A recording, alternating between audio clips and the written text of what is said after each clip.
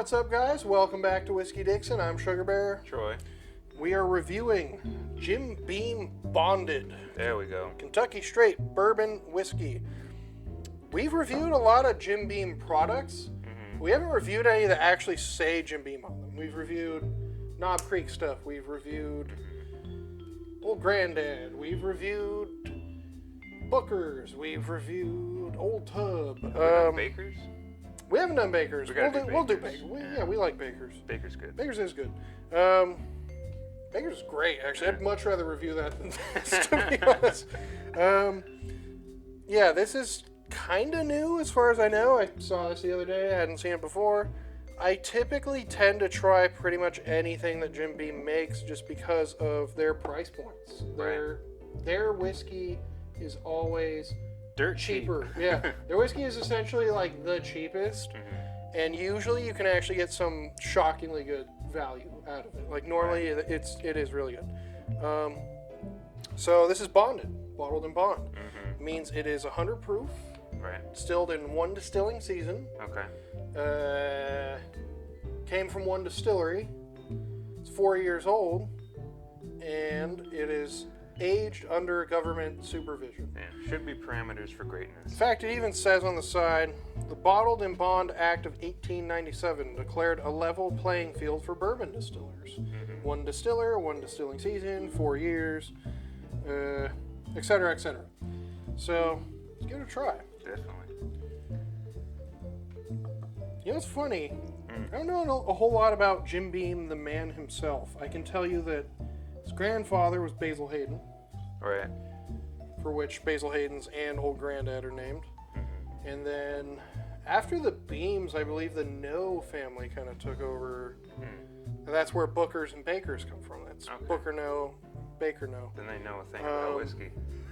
But the Beam, obviously the Beam name is the name of the distillery. It's called the James B. Beam Distilling Company. Right. They're at a Claremont, Kentucky. Man, that's sweet. Yeah, so I say this every time we review anything from Jim Beam. It smells like cardboard a little bit. Always. Always. That's just a characteristic. Knob Creek seems to be the only thing they make that doesn't have that. I'm not sure what they're doing different with Knob Creek, but I like it. Maybe they're just not making a cardboard barrel. Yeah, I'm not saying there's anything wrong with the cardboard now. I feel like that is what lets you know, oh, this is a Jim Beam bourbon. Yeah. It's got a spice to it, too. Yeah, cinnamon. Man. I do almost get a...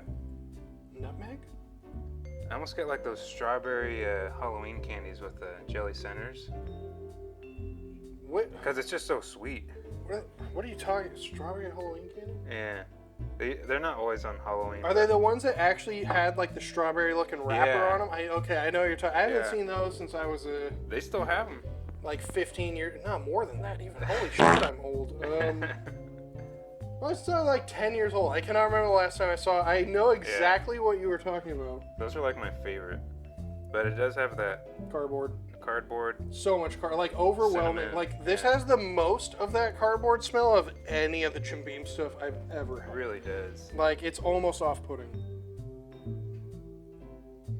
Like that's so mostly what I smell. Yeah. I get it. I do get the little hint of the strawberry. Yeah. No, I do get what you're talking about. And cinnamon. I'd say there's definitely cinnamon. I guess with the extra proof, they get extra cardboard. Exactly. Good Lord. Tastes like a bowling alley. Just tastes like cardboard. Like so much. It just tastes like if you ate Cinnamon Toast Crunch, you have your cinnamon milk, and then you just start dipping a piece of cardboard into that and just eating. That's what this tastes like. Yeah. It tastes like cardboard with a hint of cinnamon. On that end note. It's a little rough too, to be honest. It is. But it's cheap. I didn't say the price point here. This is $20. So, I mean, you can't expect a whole lot, but like the Jim Beam Repeal batch, which is one of our go-tos for a minute, that was $12. Right. I would take that over this. Any day. I like the Jim Beam Repeal batch because it's a non-filtered actually Jim Beam. So it's like a nice oily, good mouthfeel. Yeah. The cardboard is almost turning into like a peanut brittle note. Kind of in the end there. A little. Yeah. Little like a nutty candy. There's still cardboard. There's still cardboard. There's cardboard throughout the entire palette. Like, this has the most of that just Jim Beam cardboard of anything. It's like the base layer. Actually, you know what, though? Now as I'm smelling it, it smells better now that I've taken a sip. Like, it's way more cinnamon. I would even say cinnamon rolls, maybe, like, with the frosting on them, you know, like Cinnabon. Yeah. But on the palate... No cinnamon It tastes rolls. like cardboard. Yeah. Yeah.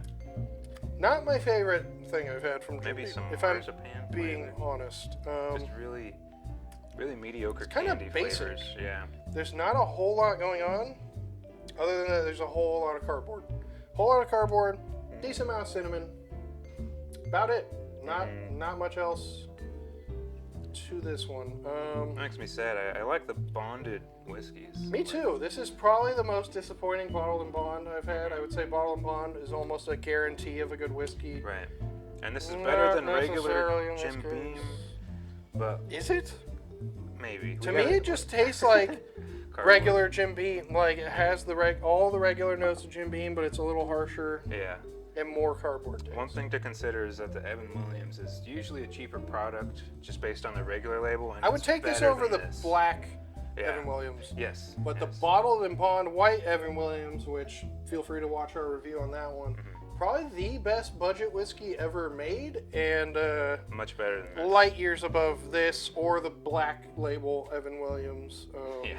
Now the white label Evan Williams is, for the money, probably the best thing you can buy. I probably shouldn't even be telling you about it, because then they'll raise the price on it. Yeah. Yeah, this kind of a miss for me. I don't know. I would not buy this again, to be honest. There's other stuff in this price range I'd rather have.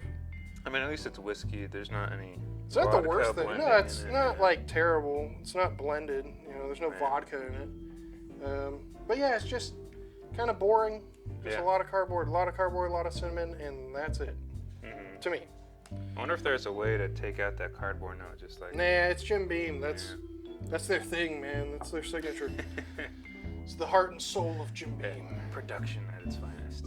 Even like their best whiskeys have that note, but they have more stuff going on. This is so simple that like the cardboard stands out way too much.